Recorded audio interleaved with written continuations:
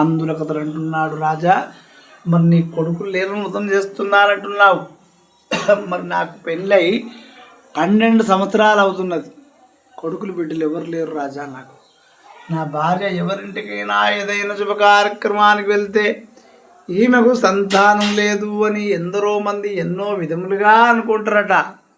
ఆ బాధ నేను భరించటం లేదు రాజా, మరి నా భార్య కూడా భరించటం లేదు రాజా.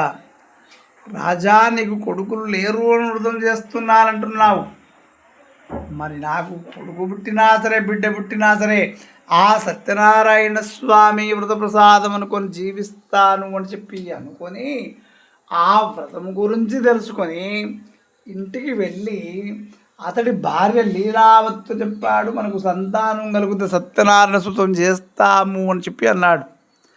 అందులకు ఆమె సరేనన్నది. ఆ తర్వాత వాళ్లకు ఒక అమ్మాయి పుట్టాది. ఆ అమ్మాయి పేరు కళావతి అని పేరు పెట్టారు.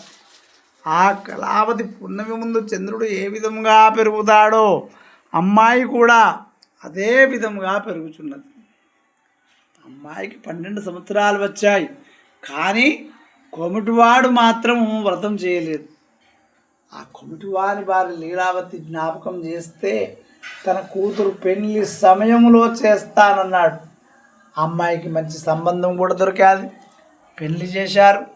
ఆ పెళ్లి చేసినటువంటి సంతోషములో కొమిటివాడు వ్రతం చేయడం మళ్ళీ మర్చిపోయాడు. అందులకు సత్యనారాయణ స్వామికి కోపం వచ్చాది. ఆ యొక్క కొమిటివాడు తన అల్లుడి గారికి తన వ్యాపారం నేర్పాలి అని చెప్పి అనుకొని పడవరిండా ధనము రింపుకొని అల్లుడి గారిని తీసుకుని రత్నసానుపురమునకు బయలుదేరాడు. ఆ రాజ్యాన్ని పరిపాలించే రాజుగారి పేరు చంద్రకేతు మహారాజు.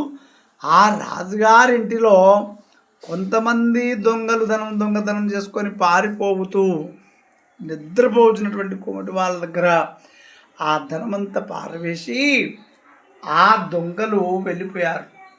ఆ భటులు వచ్చి ఆ కొమిటి వాళ్ళ దగ్గర ఉన్న ధనమంతా చూసి వీళ్ళే దొంగలు అని చెప్పి అనుకొని వాళ్ళ నిద్ర నుండి లేపి రాజుగారి వద్దకు తీసుకువచ్చారు.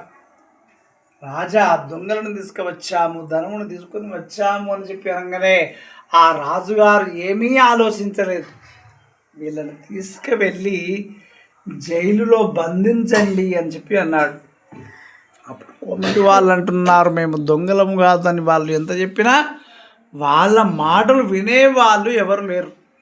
ఆ వైశ్యుని భార్య లీలావతి, ఆ వైశ్యుని